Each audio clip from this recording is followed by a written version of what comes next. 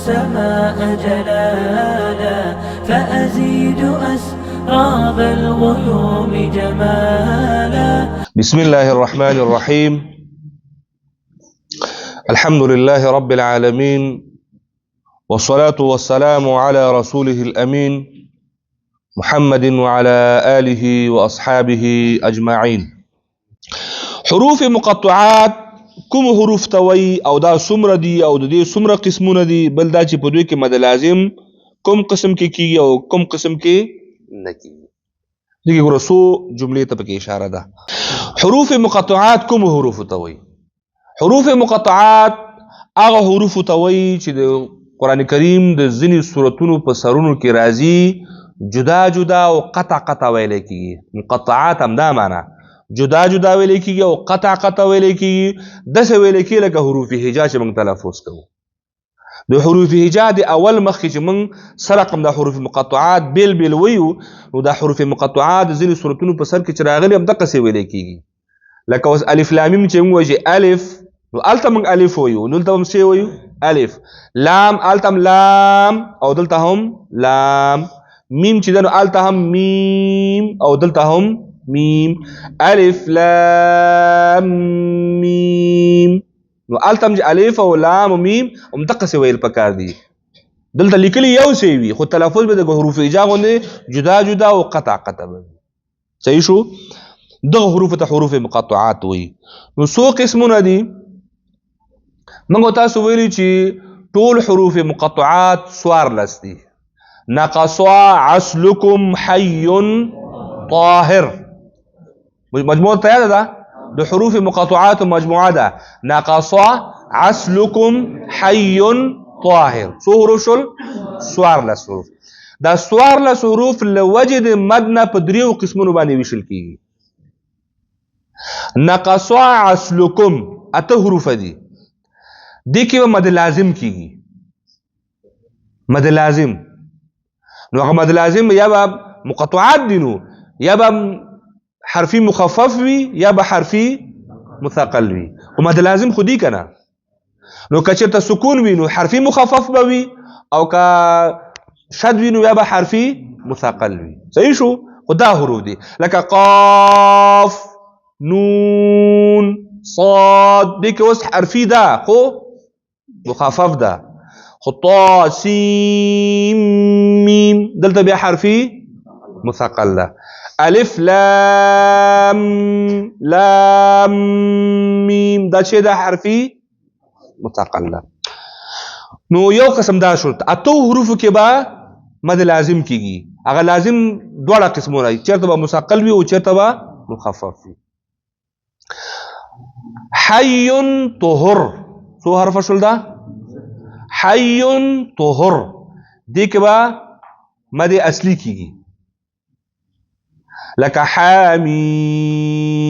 اوس وګورئ حا د دویمې کټګورۍ حرف ده او میم د اولې کټګورۍ حرف ده. میم کې مد لازم ده او حا کې مد اصلي ده. یا مثلا دواړه یو ځای طه، طا او ها دواړه چې دی نو دا مد اصلي والا حروف دي. یا لنډ به د پوه کوم دو حرفي او درې حرفي. هغه حروف مقطعات چې هغه دو حرفي دي لکه حا چې موږ وایو څنګه وایو؟ حا دو حرفه ده، حا او الف. او میم چې وایو درې حرفونه جوړیږي. دلته هلته حرف مد هم جوړیږي او سبب مد هم جوړیږي. دې کې دو حرفي چې راشي د حرف مد لپاره هم مخکې زیر ته ضرورت دي، مېز کې به حرف مد وي، ما بعد به سبب وي، خو درې حرفه شول. دې کې درې نه جوړیږي. کوم چې دو حرفي دي همدا حي طهور دي، همدا حروف دي. په دو حرفي کې مد اصلي کیږي او په درې حرفي کې مد لازم کیږي. یو پاتې کیږي الف چې پرې کې به هیڅ شی نه کیږي، پرې کې بيخي مد نشته. یعنی حروف مقطعات څو قسمونه شول؟ درې. دا درې قسمونه لوجد مد نه دي، ګوره لوجد راحقلو نه دي. نقص عسلكم حي طاهر څوارلس حروف دي. نقص عسلكم کې مد لازم کیږي، نو چېرته مد لازم حرفي مخفف او چېرته لازم حرفي مثقل. او په پنځو حروف کې مد اصلي کېږي حي طهر، یعنی حا یا طا ها را. الف لام را. اوس دلته درې واړه راغلي دي. الف کې بيخي من نشته، لام کې مد لازم ده او را کې مد اصلي ده. درې واړه څنګه شوي دي؟ یو ځای راغلي دي. درې حروف دي د دریو کټګوریو دي. صحیح شو؟ نو دا همدغه خبره کوي چې د وجه د ادا نه په څو قسمونه دي؟ د وجه د مد نه په درې قسمونه دي. نو نقص اصلکم کې مد لازم کیږي، حي طهور کې مد اصلي کیږي، او الف کې بخیل سره مد نشتا.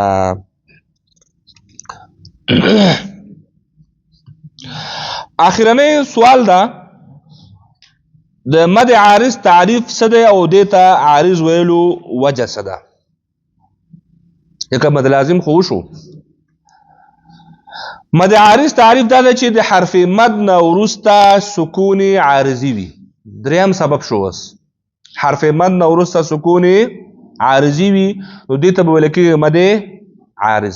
حرف مد خو مغه دي معلوم دي، کله چې د حرف مد نه وروسته سکون عارضي راشي، یعنې سکون عارضي دې ته وایي چې ما او تا ساکن کړی وي. سکون لازمي دې ته ویل کېږي چې هغه مخکې نه ساکن وي، وقفا او وصلا یو شی وي. خو مد عارض چې دی وقفا به ساکن کېږي او وصلا بیا حالات بدلیږي. لکه رب العالمین، د عالمین دا نون چې دا ساکن نه ده، اصل کې دا متحرک د عالمین ده. نو دا موږ چې ساکن کو نو عالمین، نو مد عارض وقفي به دغه دې ته وایي چې د حرف مد ګوره یا ده، ځکه یا حرف مد چې مخکې ته چې راغلی. صحیح شو؟ نو دلته اوس مد کیږي. کم مد کیږي؟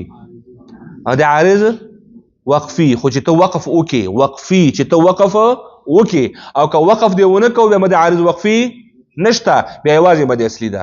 الحمد لله رب العالمین الرحمن، ګوره نون چې متحرکه شو عالمین الرحمن، می یوازې مد اصلي ده قصر بس. او که عالمین په نون باندې ودرېدلې دا د دقیق حرف مد لپاره سبب شو، لهذا به دې ته ویل کېږي مد عارض وقفي.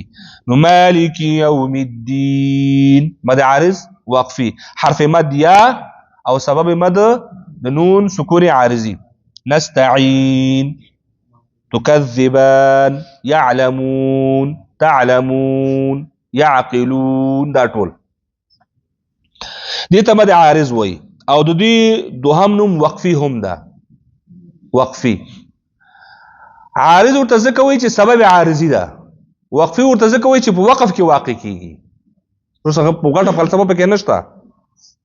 سبب عارضي ده نو ځکه سکون خو سبب ده کنه چې لازمي او تیر شو چې مخکې نه، دا خو عارضي ده، نو سبب عارضي ده، نو ځکه ورته مد عارض وایي.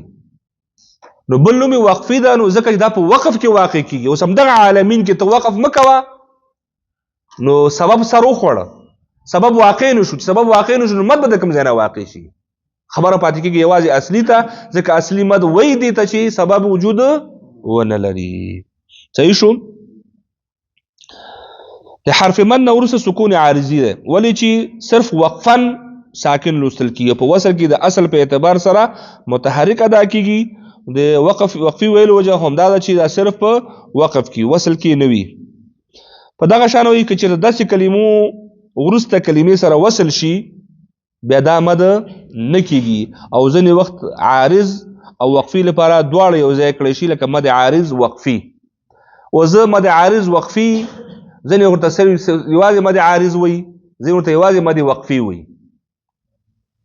او موږ وایو چې نه، مد او عارض او وقفي درې واړه پکې راشي نو د شاګرد ذهن به ښه خلاص شي چې مد ده حرف مد راغلی، عارض ده سبب عارضي راغلی، وقف ده ځکه چې وقف کې واقع کېږي نو وقفي ده. نو ځینې کتابونو کې مد عارض کلمه کارېږي یوازې، نو مطلب ترې همدغه ده. ځینې کتابونو کې مد وقفي په هغه مطلب هم ترې همدغه ده چې مد عارض ده وقفي ده، مد عارض یا مد عارض وقفي، نو دا کلمات دي. بس تا کنه. وصلى الله تعالى على خير خلقه محمد وعلى آله وأصحابه أجمعين.